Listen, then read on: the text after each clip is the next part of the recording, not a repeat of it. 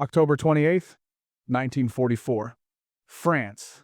A heavy damp fog clung to the broken roads. The air smelled of cold earth, diesel fuel.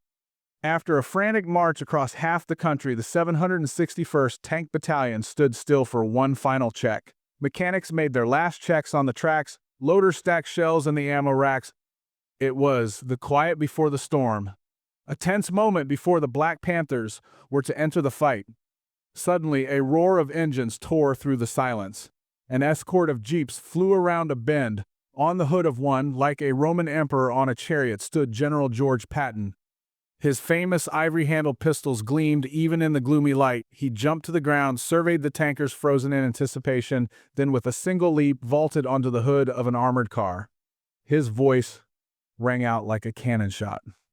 "Men, you're the first Negro tankers to ever fight in the American Army. I have only the best in my army. I don't give a damn what color you are, so long as you go up there, you kill those goddamn krauts. Everyone is looking at you, expecting great things. But most of all, your race is looking to you for success. Don't let them down, damn it. Don't let me down! They say it's patriotic to die for your country. Well, let's see how many patriots we can make out of those German sons of bitches!" To stand here, on French soil, to hear these words, these men had to win another war.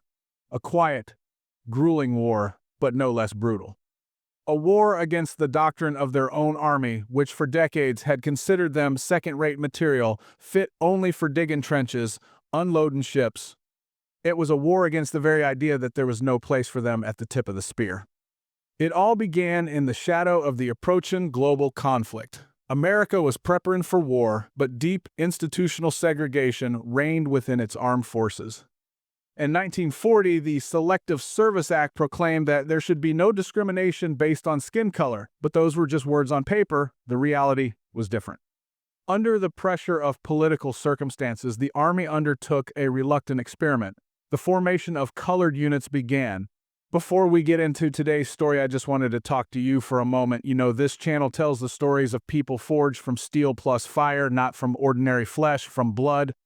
It's about those who fought for our future, whose stories absolutely deserve to be told. If you believe, like I do, that their names, their deeds shouldn't be forgotten, please consider subscribing. Every single video here is dedicated to their memory. I put my heart into every one of these stories. I voice them myself, not with a cold AI voice, because they deserve that human warmth. I'd really appreciate it if you'd write in the comments where you're watching from, what time it is for you, what the weather is like. Most importantly, if you had family who went through the hell of that terrible war, please share just a few words about them. Let's remember them together. All right, I won't keep you any longer. Let's get to the story. So, on April 1st, 1942, in the suffocating swamps of Louisiana, at Camp Claiborne, the 761st Tank Battalion was born. For most of the high command, it was just a political gesture, a unit created to exist but not to fight. The white officers assigned there often saw it as a quiet backwater, a guarantee they'd spend the war far from the whistle of bullets. But in May of '43, everything changed. Major Paul Bates took command, an officer from Patton's own armored school, a man who saw not the color of skin, but the potential of warriors. Unlike the others, Bates had one dangerous ambition: to lead his battalion into actual combat. He wasn't preparing them for parades. He began to forge them into a weapon. Then the hell began. 2 years, 730 days of grueling training. They woke up, fell asleep to the roar of tank engines. They churned through the thick, sticky mud of the Louisiana swamps, a mud that clogged every mechanism, got under their skin. They choked on the humid, hot air that felt like a thick gumbo soup.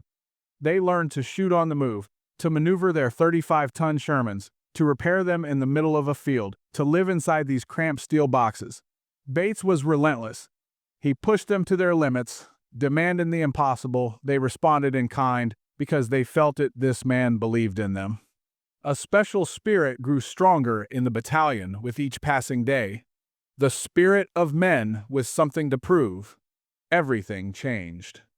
They began to walk differently, with their shoulders squared, with that slightly defiant, springy tanker's gait, their side caps tilted. They created an emblem for themselves, a black panther tearing a tank track apart with the motto, "Come out fighting." They became a single unit, a brotherhood of steel being forged in the fire of training. But every time they left the camp, reality would hit them in the face. The world outside their brotherhood still judged them not by their skills, but by their origin. Every trip to town, every glance, every word, every line for the bus where an armed driver made sure they stood in the back, all of it was a reminder of that other humiliating war they fought every day. This pressure could have broken them. Instead, it made them stronger. Every insult turned into fury. That fury turned into resolve. A resolve to prove to everyone, both those who despised them, also those who doubted them, that they were warriors. For 2 long years, they waited. They watched other units ship out overseas. They heard news of battles in Africa, Italy, France. With each passing month, the conviction grew in their ranks that it was all for nothing. The soldiers would joke bitterly that they'd see nothing but rattlesnakes in Louisiana until this war was over. Then suddenly, on June 9th, 1944, 3 days after thousands of ships had crossed the English Channel to begin the Normandy invasion, when the war entered its decisive phase, the order came. The telegram they had awaited for 2 years, an order for overseas deployment. The news ripped through the barracks like an electric shock. This was the moment of truth, a mix of wild joy, animal fear, a grim, cold determination. The time for training was over. The time for proving things with words was over. For the 761st Black Panther Tank Battalion, the war was finally beginning. In early October of 1944, the British transport ship Esperance Bay entered a harbor in France. On board were the 800 men of the 761st Tank Battalion. They stepped onto European soil, saw a country scarred by war. Their path lay eastward, 400 miles, 6 days of a nearly continuous march, during which engines roared, tracks groaned. They pushed their tanks through liberated towns, through villages, chasing the front line that was relentlessly rolling toward Germany's borders. Their destination was a section of the front near Nicolas de Port, where they were to join General George Patton's Third Army. It was there, during a brief pause before the hell to come, that the legendary general found them. After his brutal, profanity-laced speech, as he was climbing down from his armored car, his gaze fell on a young corporal, for example McConnell, standing at attention. Patton stopped, his eyes locking onto the soldier. He then growled at the young man, telling him he wanted him to shoot at every damn thing in sight: church steeples, water towers, houses, old ladies, children, haystacks, every single damn thing. He hammered home that this was war, demanding to know if the boy understood him. Corporal Howard Richardson, standing nearby, leaned over to his commander, Captain David Williams. He whispered that he thought the old bastard was crazy, pointing out how the general's eyes darted around as he spoke. Richardson admitted he was more scared of him than of the Germans. The Panthers received their weapons for this war: 54 M4 Sherman medium tanks plus 15 light Stuarts. The Sherman was the workhorse of the Allied forces, not perfect but reliable. Its advantages were its speed, its maneuverability, its ease of maintenance. A 450 horsepower Vate gasoline engine could get the 35-ton machine up to nearly 30 miles per hour. But that speed came at a terrible price. Its armor was insufficient against the German beasts, the Panthers, the Tigers. Their guns, the 75mm, the deadly 88mm, tore through the Sherman from distances at which the Americans could only watch helplessly. But the worst part was the engine. It ran on gasoline. This meant that when a shell hit, a Sherman didn't just get knocked out of action, it ignited like a matchstick. The British grimly joked, calling it the Ronson, after a popular lighter whose slogan was, "Lights up the first time, every time." The Germans were more direct. They called them Tommy Cookers, hinting that the crew inside burned alive. These were the machines the Panthers were expected to take into battle against the Wehrmacht's best tank divisions. Finally, at dawn on November 8, 1944, it began. The great offensive everyone had been talking about became a reality. The 26th Infantry Division, reinforced by the Panthers, received orders to attack south of Chateau Salins, on the very same ground where that division had fought back in 1918. Facing them were the 11th, the 13th German Panzer divisions. The terrain was a nightmare. Earlier bombings had damaged the Dews Dam, turning the Sai River Valley into one massive swamp. Rain, wet snow had turned the fields into a sticky, impassable muck. In this swamp, the dance of death began. The first sound was the piercing shriek of a German 88mm gun. Then another, then another. Mushrooms of explosions began to walk across the low ground as the Germans tried to pin down the attacking infantry from the first moments, to destroy the supporting tanks. The cheerful voice of Captain Williams, a white officer, came over the Company Charlie radio. He addressed his men using a kind of Harlem slang, telling the cats they needed to hit the main street to help the guys on the other side. He urged them to roll down 7th Avenue to go kick some ass. The tanks lurched forward, their tracks biting into the waterlogged earth. The irony was that the battalion's first fatality was not a tanker, but Private Clifford Adams, a medic from the medical detachment following behind, was giving aid to a wounded infantryman when a German shell landed almost directly on him. No one expected the first name on the casualty list to be not the man behind the armor, but the one who had come to save lives. But the most terrible blow was still waiting for the Panthers. While the battle raged at the front, a small German patrol snuck through the woods to where Colonel Paul Bates stood on the hood of his jeep, observing the fight. Short bursts from automatic weapons tore through the air. One of the bullets hit the colonel, knocking him, seriously wounded, to the ground. Within hours of the start of their first battle, the Panthers had lost their commander, the man they trusted, the man who had forged them into a fighting unit. The acting commander, Major Charles Wingo, was supposed to take charge. A tanker named Smithy drove him to the front line, but Wingo didn't last long. When Smithy returned, Corporal McConnell asked him where Major Wingo was. The reply was short, devastating. Smithy said the major had lost his mind. He described how Wingo got out, looked toward the battle. Smithy just nodded toward the fight, then started shaking like a stray dog trying to piss razor blades. He then jumped in a jeep, speeding to the rear. First battle. The colonel, seriously wounded. His second in command, a deserter, abandoning his men at the most critical moment. The battalion was left without command, alone against elite German Panzerwaffe, in the middle of a frozen swamp under artillery fire. A baptism by fire was turning into a slaughter. The battalion was decapitated. In the first hours of its first battle, the 761st had lost 2 commanders, one to a German bullet, the other to his own fear. Left to their fate amidst the bloody chaos, without a single leader they trusted, the Panthers had every reason to break, to retreat, to confirm the worst stereotypes that had haunted them for years. But something else happened. The broken chain of command was replaced by the iron will of the sergeants, the men who formed the backbone of this battalion. Lieutenant Colonel Hollis Hunt, transferred from another unit, temporarily took command of the battalion, but the real leadership in those hours was born in the trenches, inside the burning tanks. The test of this new reality was not long in coming. Their next ordeal became the small town of Moreville. Intelligence had reported that the approaches were fortified, but no one could have imagined the hellish nature of the trap the Germans had prepared. As the tanks of Charlie Company moved forward through a heavy snowfall, the ground beneath them suddenly opened up. They had stumbled into a perfectly camouflaged anti-tank ditch, 15 feet wide, 4 feet deep. Its bottom was lined with steel spikes capable of tearing the tracks off any vehicle. The lead tanks stopped, blocking the path for the others. They became perfect targets. At that moment, German artillery with mortars opened up with a hurricane of fire. The snowy field turned into a boiling cauldron. Buried mines began to detonate among the tanks, among the infantry following behind. Tracer rounds painted deadly patterns across the white curtain of snow. Several Shermans were hit in the first few seconds. They erupted in bright flames, turning into fiery torches that lit up this scene of carnage.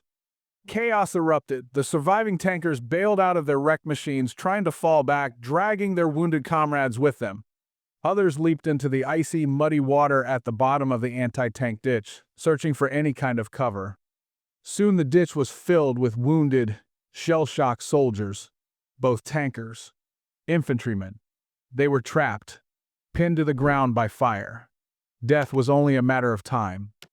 First Sergeant Sam Turley's tank was one of the first to take a hit. He could have retreated, tried to save his own life, but Turley saw his men dying in the ditch. He realized that if they didn't get out of there immediately, they were all doomed. He made his choice. Instead of running back, he started running along the ditch, under a hail of fire, screaming for the soldiers not to stay put, but to break out up the slope, toward the high ground where they could find cover. His voice, filled with fury, with resolve, snapped the men out of their stupor. They began to move, but it wasn't enough. They needed covering fire. The last time anyone saw Sam Turley alive, he was climbing out of that ditch. He stood at his full height on the edge of the trap, against the backdrop of the white snow swirling around him. He slung belts of ammunition over his shoulders, pressed a heavy .50 caliber machine gun to his hip to absorb its savage recoil, then opened fire on the German positions. He stood there, straight, unbroken, his machine gun spitting fire, forcing the Germans to keep their heads down, giving his comrades precious seconds to escape. He was a perfect target, he knew it. The German return fire tore up the ground around him, then began to shred his body. But even as the bullets ripped into him, he kept shooting. He fell to his knees, but he did not let go of his weapon. Even as he collapsed to the ground, his finger was frozen on the trigger, the machine gun continuing to fire until the ammunition ran out. A direct hit from an 88mm shell ended the agony. First Sergeant Sam Turley died, but with his death, he bought the lives of dozens of others. He proved that the 761st Battalion consisted of more than just commanders. It consisted of sergeants, of soldiers, of warriors who, even in the most hopeless situation, would fight to the end. The history of the Panthers was just beginning, but it was already written in the blood of heroes. First Sergeant Sam Turley's self-sacrifice was not an isolated incident. It became the spark that ignited a fire of incredible courage in the hearts of the battalion soldiers. No one embodied this fire more fiercely than Tank Commander Sergeant Ruben Rivers, a farm boy from Oklahoma who, as it turned out, housed the soul of a berserker. His legend began to be born during those same difficult days of the advance on Metz, as the battalion, grinding through men with equipment, chewed its way through German defenses. An obstacle that seemed insurmountable appeared in the path of one of the platoon's rows of dragon's teeth, concrete anti-tank barriers. The tanks halted, becoming easy targets for German machine guns plus mortars that immediately zeroed in on them. At least one section needed to be cleared to break through.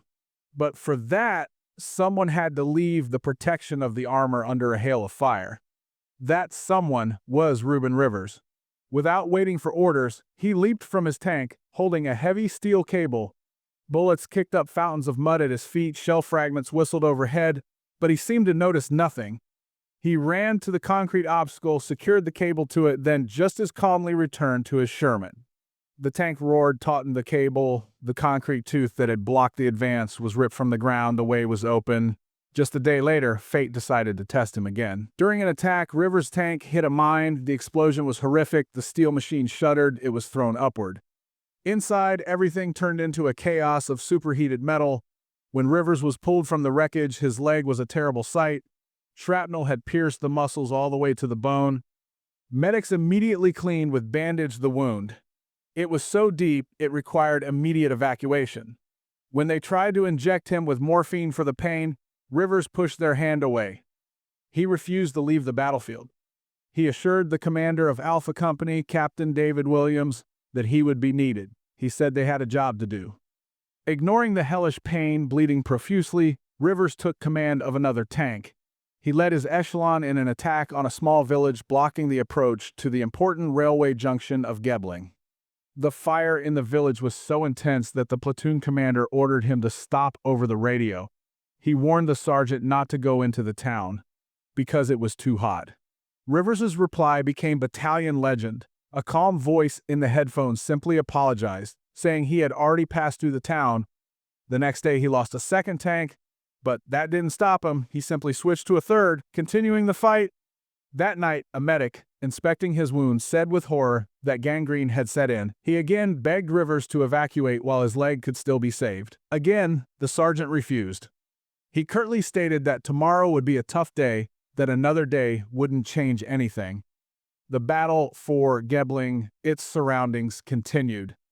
At dawn on the third day of the battle, Rivers plus his crew had already accounted for at least 2 destroyed enemy tanks, over 300 killed Germans.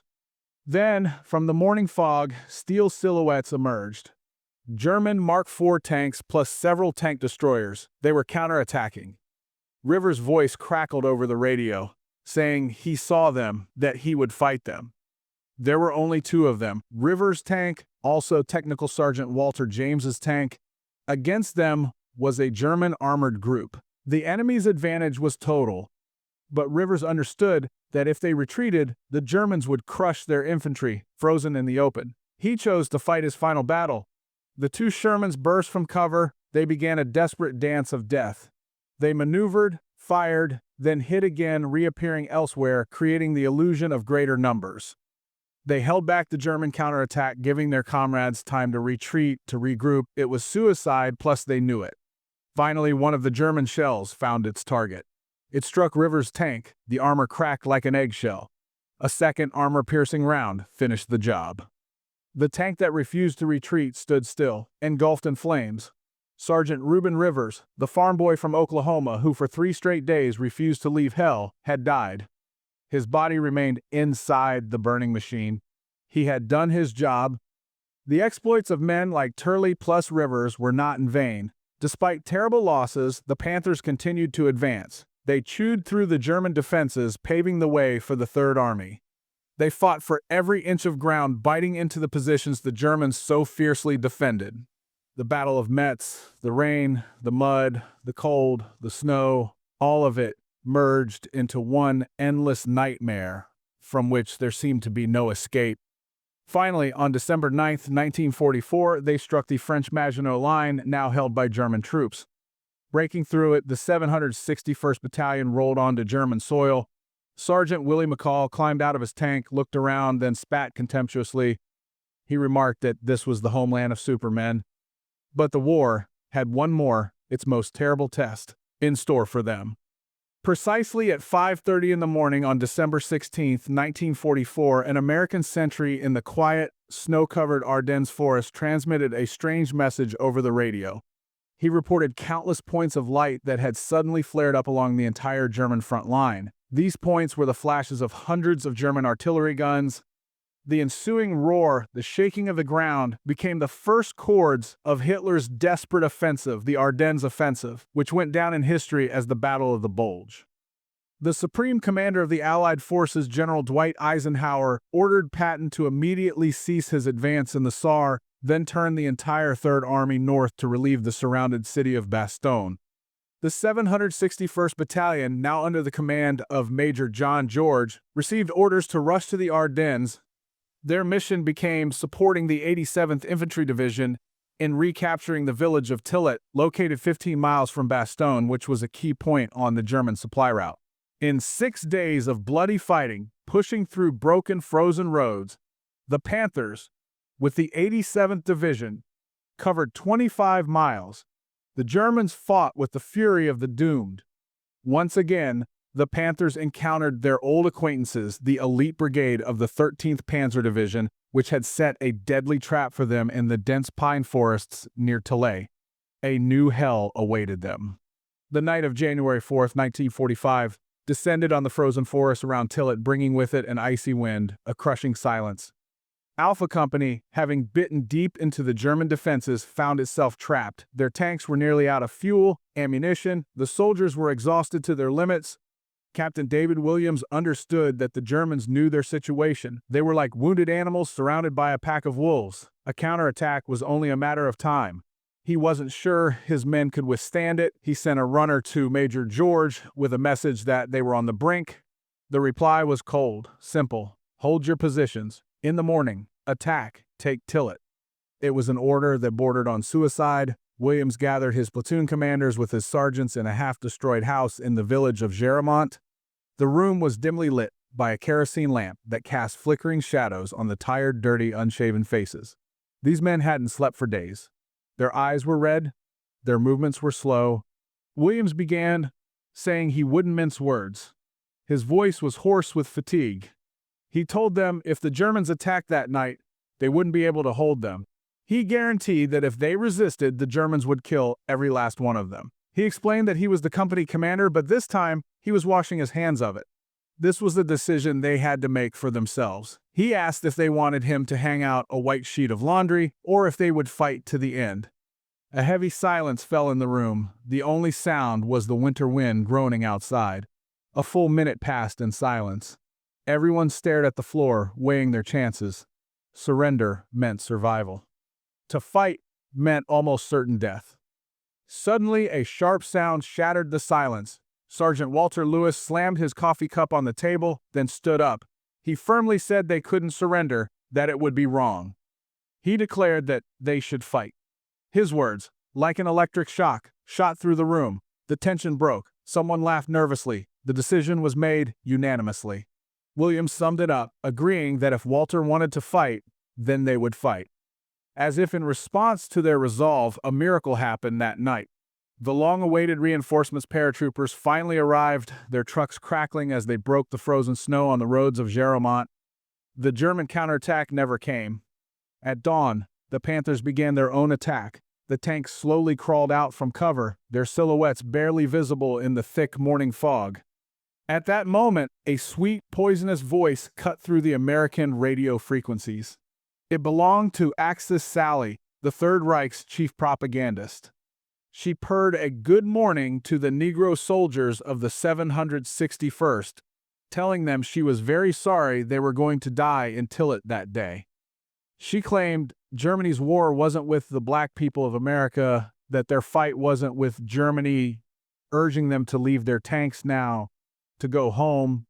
To the sounds of jazz from Louis Armstrong, the Panthers went into their fiercest battle. It was a slaughter. The fighting was so chaotic that at no point could anyone tell if they were winning or losing. Commander Frank Cochran's tank took several hits. Someone on the radio asked for a status update. He shouted back that he'd been hit 3 times, but he was still giving them hell. The breakthrough came thanks to the old, battle-hardened Captain Charles Popgates. He personally led an attack of 10 tanks on a fortified German hill, the last stronghold on the way to the town. On January 7, 1945, Tillet finally fell. As the Americans were clearing the town, one of the German prisoners, stunned to see black soldiers in uniform, addressed Sergeant Johnny Holmes in English. He asked what they were doing there, stating that this was a white man's war. Sergeant Holmes silently took out a cigarette, offering it to the prisoner. He calmly replied that when your country is in trouble, there are no black people, no white people, there are only Americans. After the end of the Battle of the Bulge, something many had given up hope on happened. Colonel Bates, who had promised to return after being wounded on the first day of combat, kept his word.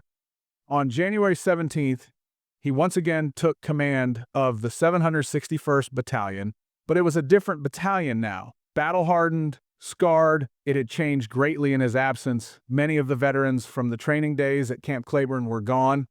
Over 30% of the personnel had been lost, killed, wounded. These were no longer green recruits, but experienced, cynical warriors. A new mission awaited these warriors. The Panthers received orders to move to Saverne in France to join the 7th Army. Their goal, to break through the legendary Siegfried Line. This battle began on March 20th, 1945, turning into a bloody meat grinder. The Germans had turned their defensive line into a death trap. Pillboxes, camouflaged artillery, machine gun nests were hidden in the woods, in the fields on both sides of the narrow roads. The Shermans launched frontal assaults, the infantry dismounting each time to sweep the high ground, rooting out the enemy in close-quarters combat. The key town of Sills, located in a low-lying area, was a vital crossroads. Charlie, Baker companies were ordered to take it. The fight began with an artillery duel, during which one of the shells hit a German ammunition depot. The explosion was apocalyptic. The entire town ignited like one giant candle. Into this inferno, into the night darkness ripped apart by tongues of flame, the Panther tanks charged. They moved so fast that the German anti-tank crews were caught by surprise. They were taken prisoner without firing a single shot. As the Americans stormed the burning town from one side, a huge German column fled in panic from the other. Over 100 trucks, horse-drawn artillery, anti-tank guns. Hitler's army was abandoning the Siegfried Line, running for their lives. It was a rare chance to destroy a significant enemy force. Bloodlust boiled in the veins of the Panthers. This wasn't just tactics, this was revenge. For the months of fighting, for all the fallen, the wounded comrades, the tanks of the 761st caught up with the Germans, where the road twisted in a series of S-curves. The slaughter began. The Shermans methodically shot the column to pieces. Debris, dead horses, shattered guns, burning trucks, bodies of enemy soldiers covered the road. Colonel Bates ordered tank bulldozers to clear this path of death, destruction, so the advance could continue. The Siegfried Line was broken. The breach of the Siegfried Line was not just a tactical victory, it was a psychological break. The entire Wehrmacht on the Western Front began to crumble. For the 761st Battalion, the war transformed from a bloody meat grinder into a swift, relentless pursuit. They became part of Task Force Rhine, a strike group tasked with crossing the last major natural barrier on the way to the heart of Germany. In March, they crossed the Rhine. Every kilometer of German soil they covered was paid for with statistics that boggled the mind. During the fighting up to this great river, the tankers had destroyed 31 pillboxes, 49 machine gun nests, 29 anti-tank guns, 11 ammunition trucks. They captured 7 towns, took 3,210 German soldiers prisoner, killed 833. The price of this victory: 5 lost American tanks, 300 tons of expended ammunition. On March 30th, 1945, the battalion entered Langenselbold. The end of the war was in the air. The Panthers began their final, longest dash across the Reich. Now they raced along the famous autobahns, shooting up the remnants of German troops hiding along the roadside. They sped past bombed-out airfields where the skeletons of the once mighty Luftwaffe rusted. The roads were filled with refugees, columns of tired gray prisoners trudging meekly to the rear. During this advance, Charlie Company captured Fellenstein Castle in Neuhaus. This castle, which Reichsmarschall Hermann Göring had appropriated for himself after the Nazis came to power, had been turned into a repository for priceless works of art looted from all over occupied Europe. The capture of this symbol of Nazi greed only strengthened the feeling that the end was inevitable. But the war had one final, most horrific lesson in store for them. Until that moment, they had seen death in all its forms. They had seen torn bodies, burning tanks, destroyed cities. They thought they had seen everything. They were wrong. One morning, advancing deeper into Germany, the battalion stopped before a strange facility, a labor camp surrounded by barbed wire. The surprised tankers began to climb out of their machines. Then they saw something for which no battle had prepared them, something that cannot be described with words. From behind the wire, thousands of eyes stared back at them, the eyes of the living dead. Emaciated, skeletal figures in striped uniforms could barely stand. The air was filled with the stench of death. The Panthers' men, who had themselves endured humiliation, injustice, saw for the first time absolute industrialized evil. In that moment, they finally understood what they were truly fighting against. This was not a war merely against an army. This was a war against an ideology that aimed for the destruction of entire peoples. On April 28, 1945, Milan radio announced the execution of Benito Mussolini. 2 days later, Adolf Hitler, along with his mistress Eva Braun, committed suicide in a Berlin bunker. On May 5, 1945, the 761st Tank Battalion reached the end of its combat journey, the town of Steyr in Austria, on the banks of the Enns River. There they witnessed a surreal scene. Over 100,000 German soldiers, fleeing in panic from the advancing Red Army, were surrendering to the Americans. The Panthers, who began their journey as a despised experiment, were now accepting the surrender of an entire army. When the smoke cleared, when the guns fell silent, it was time to take stock. The 761st Black Panther Tank Battalion had been in continuous combat for 183 days. They had participated in 4 major campaigns, fought in 6 countries, been attached to 3 different American armies. During this time, they inflicted over 130,000 casualties on the enemy. Their heroism was finally recognized. 391 soldiers received awards. Among them were 7 Silver Stars, 56 Bronze Stars, 246 Purple Hearts, plus 1, the highest award, the Medal of Honor, which decades later was posthumously awarded to Sergeant Ruben Rivers, but the price of glory was high. 34 of the battalion's tankers were killed in action, another 202 were wounded. It was not until 1998, 53 years after the war ended, that the entire 761st Battalion received a belated Presidential Unit citation for extraordinary heroism. On Victory in Europe Day, the tanks of the 761st lined up along a small bridge on the Enns River. A jeep drove up to them. In it, tall, straight, stood General George Patton. The soldiers of the 761st saluted him. The general silently returned the salute, then drove on. On the face of the great warrior was a quiet, satisfied expression. He had once asked for the best tankers. He had gotten them